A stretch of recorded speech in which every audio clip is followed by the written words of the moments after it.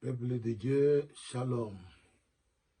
Shalom, shalom, shalom.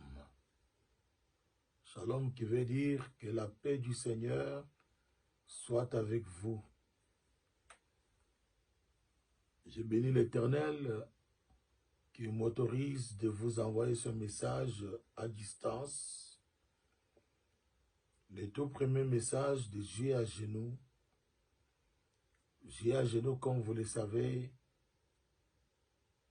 est un très bon moment de recueillement, un moment d'adoration, un moment, bref, de consécration dans la prière.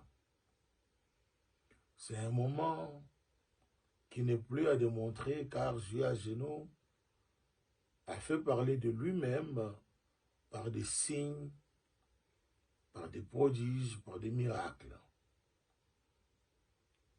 Je souhaite qu'on interprète ce message, si cela est possible, c'est pour cela que je le fais lentement et sûrement. Je le ferai aussi en audio pour que le même message circule dans nos groupes. Je bénis l'Éternel, celui qui nous a gardés de janvier jusqu'à maintenant. Il est le Dieu de la reprogrammation spirituelle, le Dieu qui a toujours été derrière les déclarations de ses serviteurs pour accomplir ce que prédit ses envoyés. Je le bénis pour cette marque déposée de l'Église agie. Comme je le dis souvent, ce n'est pas par orgueil, c'est des choses qu'on ne trouve pas ailleurs. C'est ce que Dieu nous a donné comme particularité. Je voudrais qu'on lise la toute première écriture de J à genoux. Nous nous tenons debout pour lire 1 Roi, chapitre 11, verset 38. Je lis au nom de Jésus-Christ. Si tu obéis à tout ce que je t'ordonnerai, si tu marches dans mes voies, et si tu fais ce qui est droit à mes yeux, en observant mes lois et mes commandements, comme l'a fait David, mon serviteur, je serai avec toi, je te bénirai et je bâtirai une maison stable. Je reprends cette partie et souligner cette partie aussi. Je serai avec toi, je te bâtirai une maison stable. Une maison stable. Comme j'en ai bâti une à David,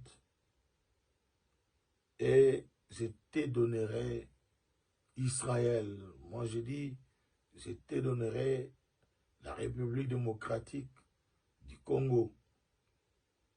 Je te donnerai les États-Unis d'Amérique. Je te donnerai partout où tu vis, tu peux placer le nom de cette contrée-là. Peuple de Dieu, je voudrais commencer par vous donner ce mot d'ordre. Le mot d'ordre de J à genoux 2023 est celui-ci. Luttons contre l'instabilité dans tous les domaines de nos vies. Car l'instabilité, c'est l'esprit de Caïn, qu'on appelle en lingala, au pépé Caïna. Luttons.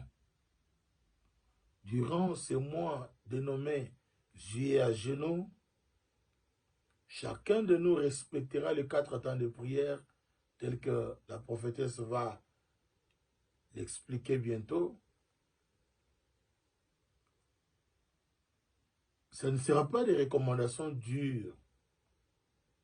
Le Saint-Esprit nous a instruits pour que vous fassiez ne fût-ce que 7 minutes à genoux. Et nous les ferons au même moment. Partout où nous allons nous retrouver, que nous soyons à la maison, que nous soyons au bureau, que nous soyons dans le bus, que nous soyons partout où nous serons. N'aie pas honte, agenouille-toi et prie. Dans ta prière, n'évoque pas beaucoup de choses. Le mot d'ordre est clair. Lutte contre l'instabilité. Car notre thème de ces jeux à genoux est ainsi défini. La stabilité dans tous les domaines.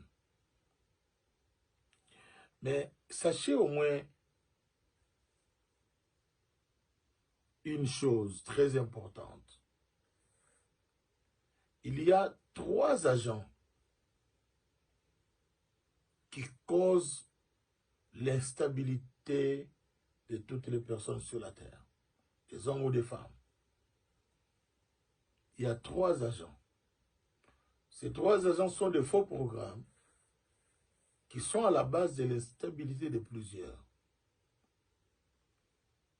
Le premier agent s'appelle l'influence familiale.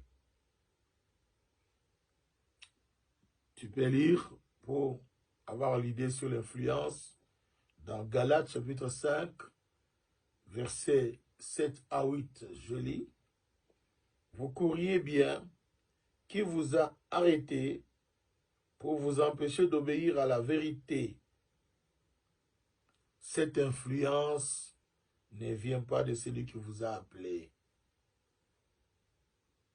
Or, celui qui nous a appelés, c'est Dieu lui-même. Regardez ce qu'il dit à Salomon. Je n'ai pas voulu commenter ce verset. Il dit à Salomon que si tu obéis à l'ordonnance de l'Éternel, si tu marches dans ses voies, c'est pourquoi j'avais insisté dans mon premier communiqué, et vous respecterez les 4 temps de prière dans la sanctification. Ici, la Bible dit, si tu obéis à l'Éternel, si tu mets en pratique toutes ces paroles, c'est alors que moi, l'Éternel, je bâtirai une maison stable. Sachez que la stabilité vient de l'Éternel. La stabilité ne vient pas d'un père, d'une mère ou d'un héritage quelconque. Si Dieu veut te faire un homme stable, il le fera. S'il veut te faire une femme stable, il le fera. C'est lui qui bâtit pour l'homme une maison stable.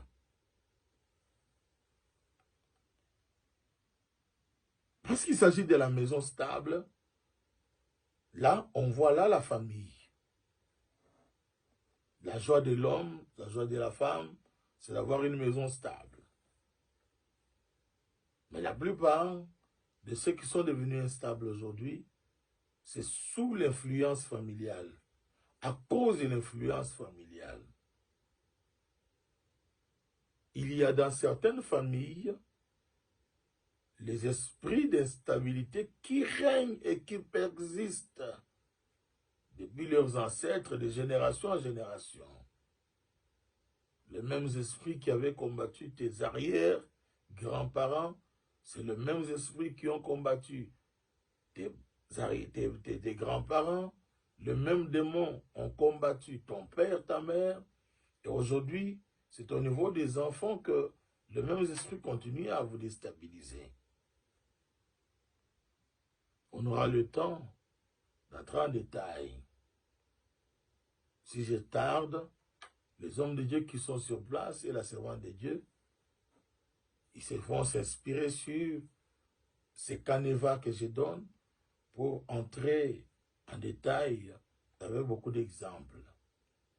Mais sachez néanmoins que cette influence qui cause l'instabilité ne vient pas de Dieu. Dieu n'a jamais voulu que vous soyez instables.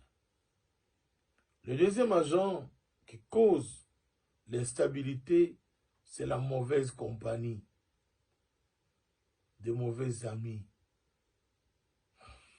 C'est un élément très dangereux.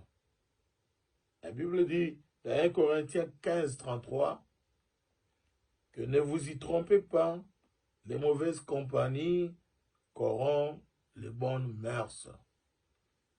La plupart des gens, enfants ou âgés, échouent, se retrouvent dans l'instabilité à cause de l'influence des amis, de l'influence des conseils, des mauvais conseils de leur entourage.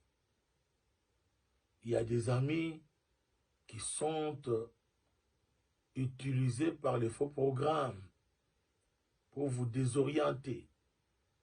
Il y a des amis qui vous rebellent. Il y a des amis qui vous tirent là où ils veulent. Il y en a qui ont une très mauvaise influence sur vous, sur votre futur, sur votre étoile de vie. Donc dans la vie, restez attaché à un seul ami, au seul ami qui est Jésus-Christ de Nazareth. C'est lui le meilleur ami, l'ami de tous les temps. Restez attachés à un seul ami qui est le Saint-Esprit. C'est lui qui nous conduira en toutes choses et nous conduit vers le vert pâturage. Mais les autres amis qui sont avec nous, ce sont nos ennemis proches. Ce sont nos ennemis. Ne vous laissez jamais influencer par votre entourage. Moi, Prince Amon, si je veux faire quelque chose, je fais ce que l'Esprit me dit de faire. Même si tu te lèves, tu me dis, non, ne fais pas ceci, ne va pas là-bas, je vais te dire que le Saint-Esprit m'a déjà dit, je le ferai. Tu veux être stable dans ta vie, tu dois retenir ces conseils que je te donne. Le troisième agent très dangereux, celui-là, c'est l'agent le plus dangereux qui cause ou qui a causé, qui a été toujours à la base de plusieurs échecs, à la base de l'instabilité de plusieurs, c'est le mauvais choix. Les mauvais choix dans la vie. Deutéronome chapitre 30, verset 19 dit, « J'en prends aujourd'hui à témoin contre vous le ciel et la terre. » Ils sont témoins. Le ciel est témoin, la terre est témoin, que ce n'est pas Dieu qui est à la base de votre instabilité. Ce n'est pas la volonté de Dieu. Il ne faut pas tromper les gens. Parce qu'il y en a qui lorsqu'ils souffrent, ils commencent à dire que non, c'est la volonté de Dieu que je souffre. C'est la volonté de Dieu que je sois comme je suis aujourd'hui. Non, ce n'est pas Dieu. C'est un problème de choix. La vie est un problème de choix. Comment est-ce que tu es parvenu à faire un choix dans un domaine donné? Je prends aujourd'hui à témoin le ciel et la terre. J'ai mis devant toi la vie et la mort. Ça, c'est la réalité, c'est le résumé même de la vie. Dieu dit, j'ai mis devant toi la vie et la mort, la bénédiction et la malédiction. Mais regarde la grandeur de Dieu et son amour, qui se manifeste dans ce verset par la toute dernière phrase qui dit, choisis la vie. Dieu, dans son amour, il t'indique le vrai choix que tu dois faire. Il dit, choisis la vie afin que tu vives, toi et ta postérité. C'est-à-dire que le choix que tu peux faire aujourd'hui peut entraîner toutes les générations après toi dans la stabilité. Parce que tu auras fait un bon choix. Tu auras fait un choix judicieux. Lazare était ressuscité des morts Tout simplement parce que sa sœur avait fait un bon choix. Et Jésus l'avait dit bien avant, il avait dit que Marie a fait un bon choix. Marthe qui était occupée à la cuisine, mais Marie avait fait un bon choix d'écouter la parole, de rester amie à Jésus. Mais c'est à cause de son intercession, de sa persévérance, que Jésus était revenu et qu'il est allé ressusciter son frère. Lorsque tu fais un bon choix, que ce soit dans le mariage, tu choisis un bon homme, tu choisis une bonne femme, tu seras heureux. Même dans la vie sentimentale, tout simplement, tu n'es pas encore marié, mais parce que tu es trop cupide, tu aimes l'argent, tu prends n'importe qui, tu vas souffrir. Il faut réfléchir avant de t'engager, même dans une vie sentimentale avec quelqu'un. Dans le commerce, tu ne peux pas faire le commerce parce que tel fait. Comme tout le monde s'en va maintenant en Chine, moi aussi je dois partir en Chine. Non, c'est la route de Dubaï qui est ouverte. Moi aussi, non. Ne fais pas tout le monde. Fais la volonté de Dieu pour toi. Il faut faire un bon choix, même dans les études. Ne fais pas l'influence, n'étudie pas sous l'influence de tes parents. Oh, mon père veut que je fasse les droits. Toi, tu feras les droits, tu finiras, mais tu vas te retrouver en train de faire le commerce.